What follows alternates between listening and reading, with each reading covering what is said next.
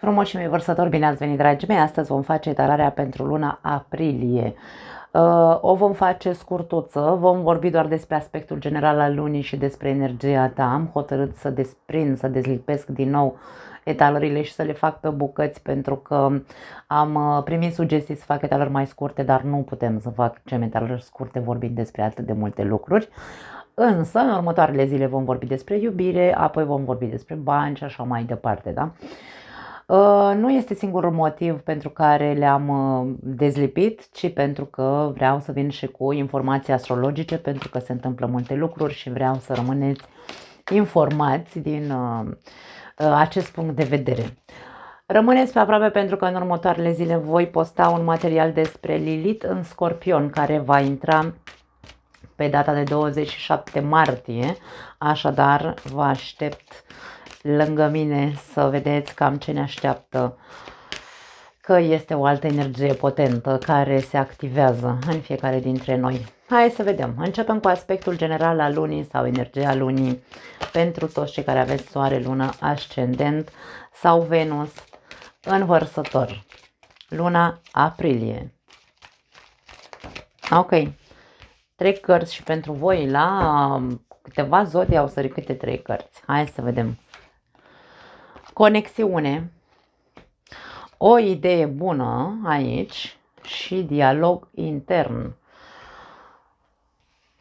Vrea să ne spună, luna aprilie ca energie, vrea să ne spună că este o lună excelentă pentru tine, să intri în conexiune cu simțurile tale cele mai profunde. E momentul să ai o discuție foarte serioasă cu tine în legătură cu, de ce nu, cu ce vrei să faci de acum înainte, cu ce se întâmplă în viața ta, cu cine ești conectat, cu cine nu, vrei să ai conectări emoționale sau nu. Deci aici este, ok, luna aprilie este o lună fertilă în idei, dar este o lună excelentă pentru a activa acest dialog intern și a te reconecta cu substanța ta, îmi vine aici în minte.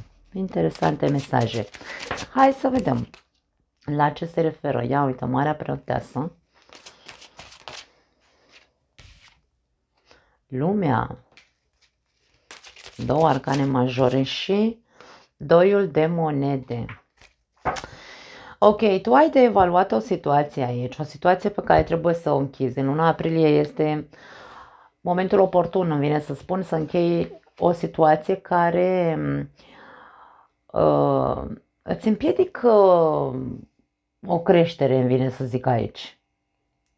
Îți împiedică independența, îți împiedică maturitatea, îți împiedică cunoașterea, de ce nu?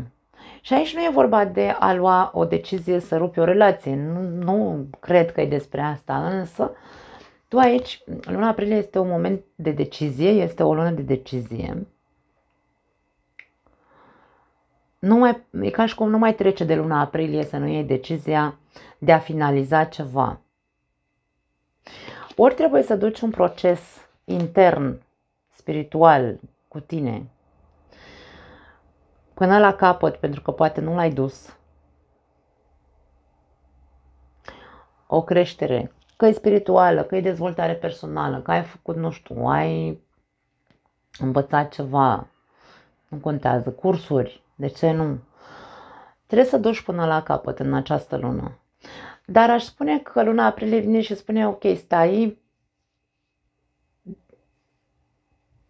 în contact cu ce-ți spune vocea ta interioară, pentru că acolo vei găsi soluțiile, da? Ca să poți să iei decizia. Că e vorba să rupi o relație sau să finalizezi o etapă cu cineva din viața ta, lângă care tu te-ai simțit protejat într-un fel sau altul. Decizia despre a te despărți, am spus și voi repeta, până la jumatea lui aprilie nu luați decizii de genul ăsta.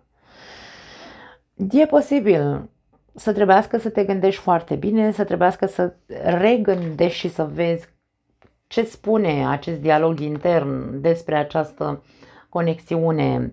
Este una potrivită, este una profundă, este una care are niște baze și poți crește în această relație, de exemplu? Aici e vorba de a evalua. Hai să evaluez, dar nu pot să evaluez stând degeaba, ci gândind, conectându-mă cu acea esență din interiorul meu, vorbind cu mine, vorbind cu ce se întâmplă în legătură cu această persoană, în cazul în care vorbim despre o persoană. Sunt anumite lucruri de evaluat, așadar este o lună benefică pentru asta, mai ales că avem Mercur, avem Venus retrograd, ajută foarte mult, dragii mei.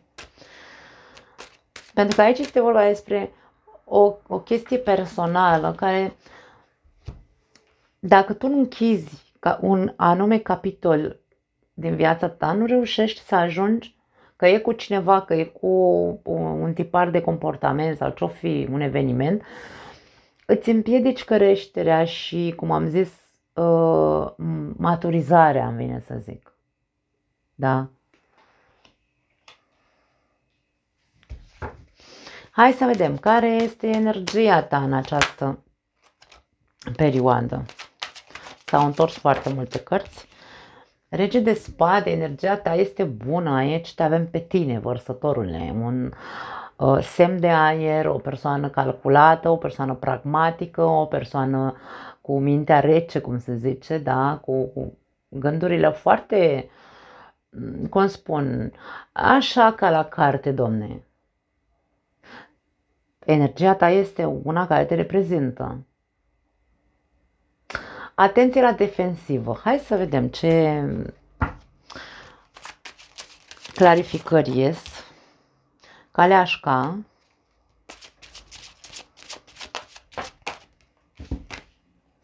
Șase de spade și împărat. Aș spune că energia ta este una bună, însă ai energie de curaj, ai energie de o mentalitate deschisă, o mentalitate clară, da? De bun strateg, de energia este de a rezolva, ai putere foarte multă de decizie, dar îmi vine să spun că alergi prea repede să rezolvi ceva. În același timp e o energie agitată. Poate faci prea multe lucruri în același timp și aici e vorba despre, ok, nu neapărat frânează-te, dar e ca și cum ține-te puțin în frâu, pentru că potența este una extraordinar de mare în ceea ce te privește.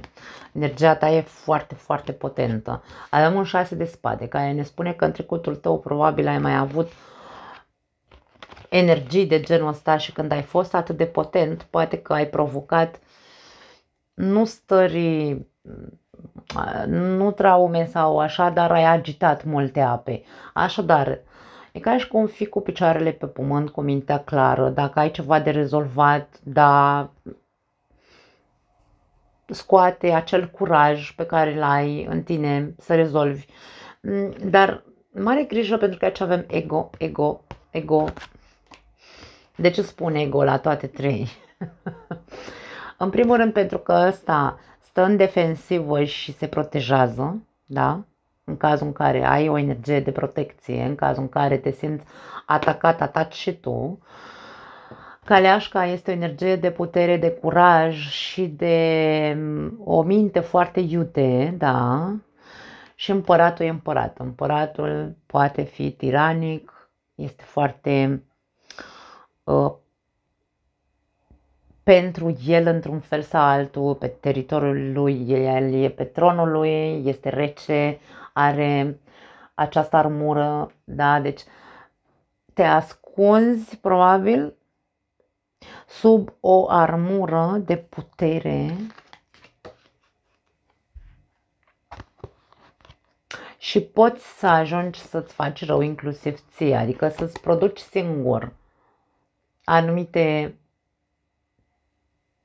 să-ți tulburi singur energia, pentru că e prea potentă energia ta. Încearcă să te ții puțin în frâu, de-aia aici 6 de spade ne arată faptul că trebuie să mergi către calmitate, pentru că aici e multă agitație. Între caleașcă și 6 de spade este o revoltă interioară sau o agitație interioară.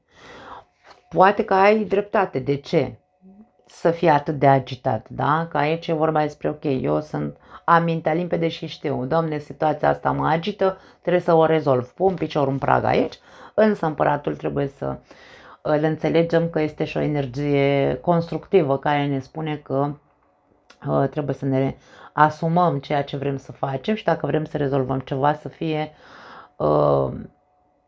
constructiv. De-aia zic. Da? Ai o energie extrem de potentă și poți să ajungi să-ți faci rău inclusiv ție. Așadar, indiferent ce ai de rezolvat, indiferent ce trebuie să negociezi, indiferent ce trebuie să revizuiești, indiferent ce trebuie să alegi, indiferent ce trebuie să închizi, va trebui să o faci dintr-o stare corectă, pentru că avem judecătorul suprem, dintr-o stare constructivă și care să te ducă la evoluție sau să ajungi la un succes, să fie cu succes ceea ce tu ai nevoie să rezolvi, nu să fie cu traume. Da? Cam asta e ceea ce simt. Nu mai am altceva, dragii mei, ne oprim aici, ne vedem în câteva zile. Vă pup!